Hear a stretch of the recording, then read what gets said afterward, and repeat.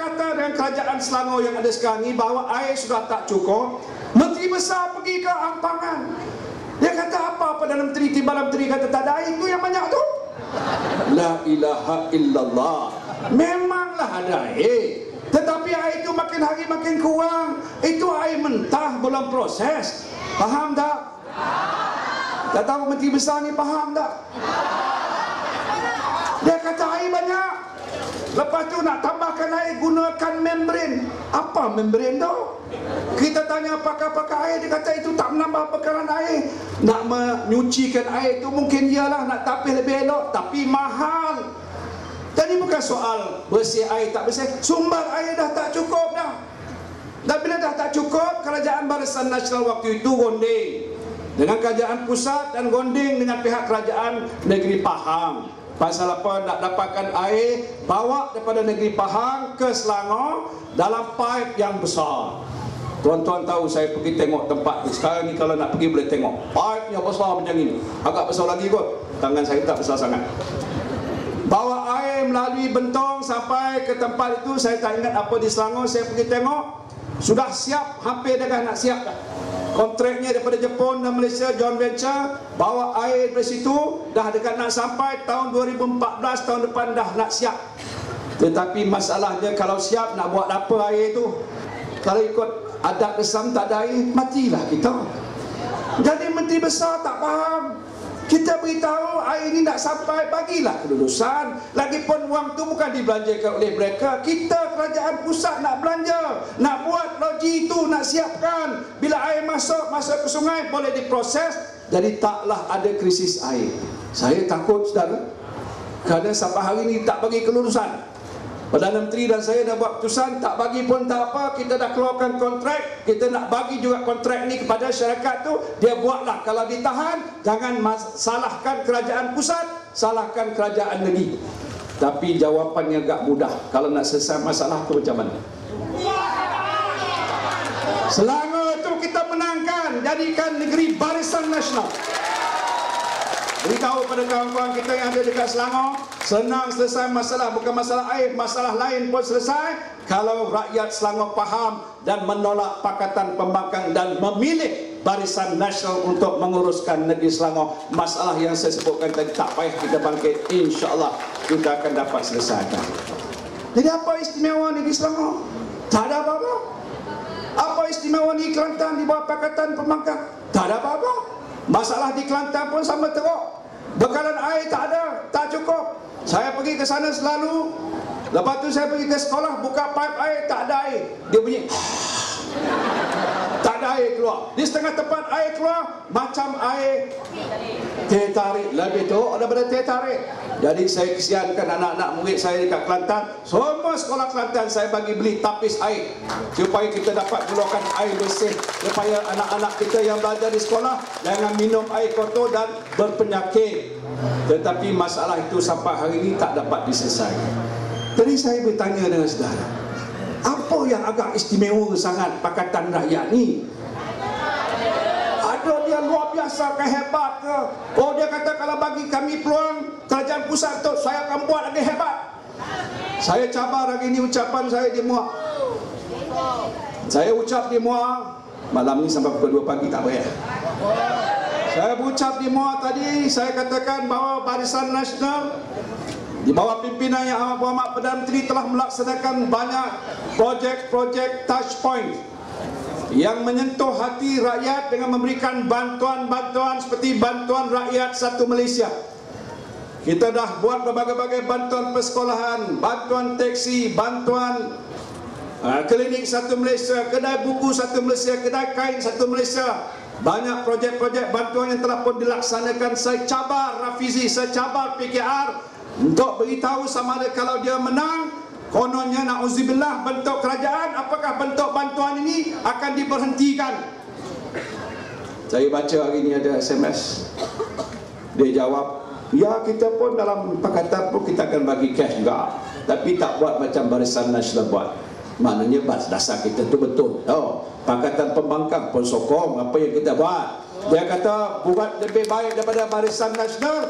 Dia kata bukan macam BRIM. Dia nak bagikan kepada kumpulan-kumpulan target, orang miskin, orang yang kurang upaya, ibu tunggal. Saya nak beritahu, mungkin Rafizi pun tak tahu. Dia kata saya misguided.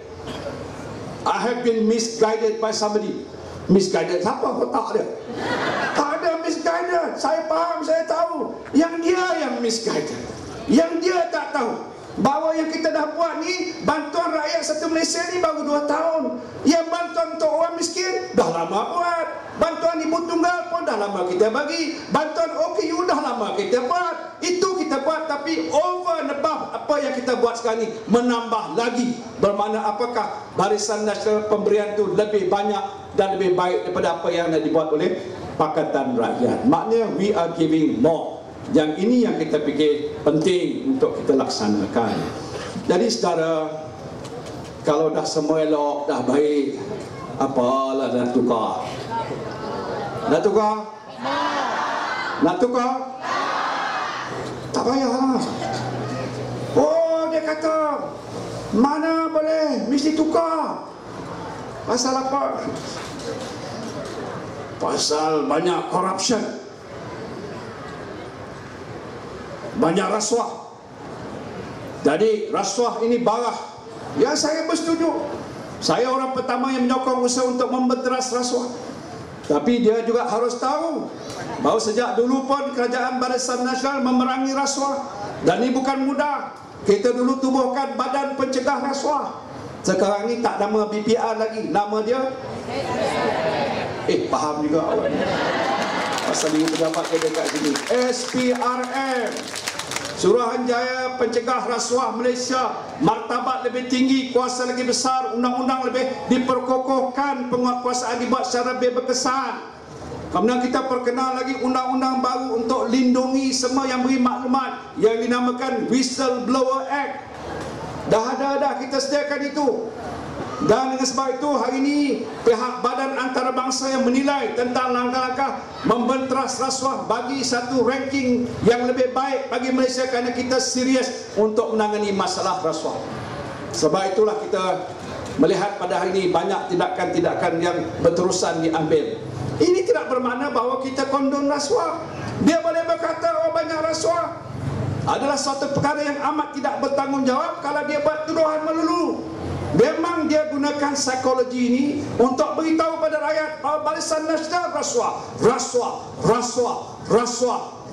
Kalau 100 kali rasuah, orang yang tak tahu pun fikir betul lah rasuah. Dia nak masuk dalam kepala setiap rakyat bahawa Barisan Nasional equal to rasuah, Barisan Nasional equal to corruption.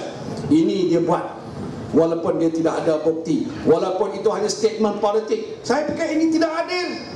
Kalau ada kes tertentu dia lapor. Kalau pihak tertentu mengamalkan perkara perbuatan seperti itu, bukan saja kerajaan tapi swasta dan juga negeri-negeri di bawah Pakatan Pembangkang ambil tindakan.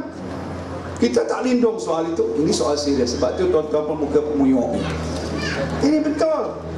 Kemudian yang satu lagi disebut apa? Ya, kerajaan Barisan Nasional tak membela rakyat sampai negara ini nak bankrupt. Bankrupt ke saudara? Dah 56 tahun mentadbirkan Malaysia, mana bankrupt? Tahu tak? Adalah waktu kita kurang duit, tapi tak bankrupt. Biasa tu. Lambat sikit bayar gaji, ada sikit dulu. Keadaan ekonomi bukan? Ada ekonomi jatuh, bukan di Malaysia, seluruh negara dunia pun menghadapi masalah. Ada yang lebih teruk, tapi kita tidak bankrupt. Kalau dah nak bankrupt kerana kita mentadbirkan negara, dah lama bankrupt. Tapi tak jamin kalau Pakatan Rakyat ambil alih Malaysia 2 tahun dah tentunya bankrupt. Pasal kita dah kaji dah apa yang ada dalam manifesto yang dibentangkan bahawa ni kita kaji dan kita teliti. Dia nak bagi semuanya percuma. Wah, sedaplah. Tol tak bayar-bayar, minyak lagi murah, PTPTN tak bayar-bayar. Kita nak naikkan gaji sektor swasta daripada 900 1,200. Kita nak tentukan tiap-tiap rakyat dalam 5 tahun yang kurang pendapatan dapat sampai minimal 4,000. Saya berfikir balik, macam mana nak buat tu? Janji macam-macam. Kalau kata nak turunkan harga minyak, sekarang ni pun harga minyak kita kawal. Kalau kerajaan tak kontrol, dia boleh naik ikut pasaran. Hari ni naik, besok turun, hari ni naik, turun, naik. Kalau tuan-tuan pergi ke negara seperti Thailand, pergi ke negara Singapura, negara mana-mana pun, saya fikir garanti harga minyak di Malaysia antara yang termurah di rantau kita ini.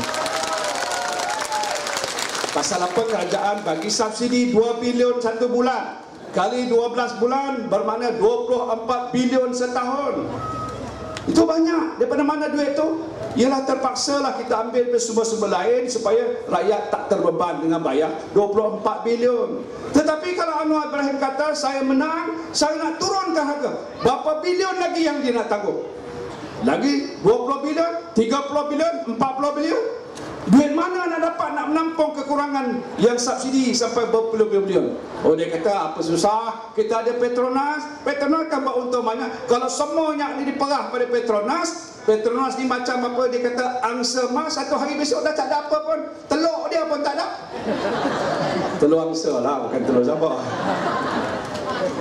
You kill the goose that lay the golden egg. Ada had dan batas. Jadi dia mudah cakap aja. Dia kata kalau kita menang tak payah bayar PTPN. Berapa bilion? 46 bilion. Kenapa kita sediakan PTPN? Pasal tak semua anak kita ni cemerlang. Yang cemerlang dapat scholarship, yang kurang cemerlang nak masuk universiti, bapak kata bawa duit loh, tak ada duit. Jadi kerajaan kata tak apa, saya cari sumber, saya bagikan tuan-tuan pinjam, lepas tu bayar balik lah. Bukan duit semua daripada kerajaan, separuh pada kerajaan, separuh kita pinjam bank. Kita bagi bank, mungkin dia kenakan faedah 7% ke 6%, yang meminjam hanya bayar berapa persen, yang kurang itu kerajaan tampung. Jadi sebahagian duit kerajaan, sebahagian pada bank, bagi pada anak-anak kita, jumlahnya lebih 1 juta yang dapat pinjaman ni. Jadi kalau dengar Anwar Ibrahim kata kita nak hapuskan tak payah bayar balik, saya dengar tu seronok. Ialah yang dapat pinjaman seronok. Tapi kalau buat begitu, bagaimana nasib anak-anak kita yang akan datang? Tabunglah tak ada, nak pergi ke mana? Maknanya tak masuk universiti lah. Kita suka tengok anak kita tak masuk universiti. Siapa yang suka? Anwar Ibrahim suka pasal dia nak hapuskan. Dia fikir semua orang yang mampu tak payah bagi pinjaman. Dia kata nak bagi percuma sekali. Percuma yang akan datang macam mana, sumber wang mana yang nak dicari untuk membiayai pendidikan anak-anak kita yang lain di masa-masa yang akan datang. Oh, dia cakap satu, okey syok, tol tak payah bayar. Saya pun suka. Kita bincang lama juga dalam kabinet, bila banyak pihak termasuklah PPAP beritahu macam mana kita nak mengurangkan beban kerajaan dengan kena tol. Boleh kita buat begitu, tapi kita kena ambil alih semua concession company yang bernilai berpuluh-puluh bilion.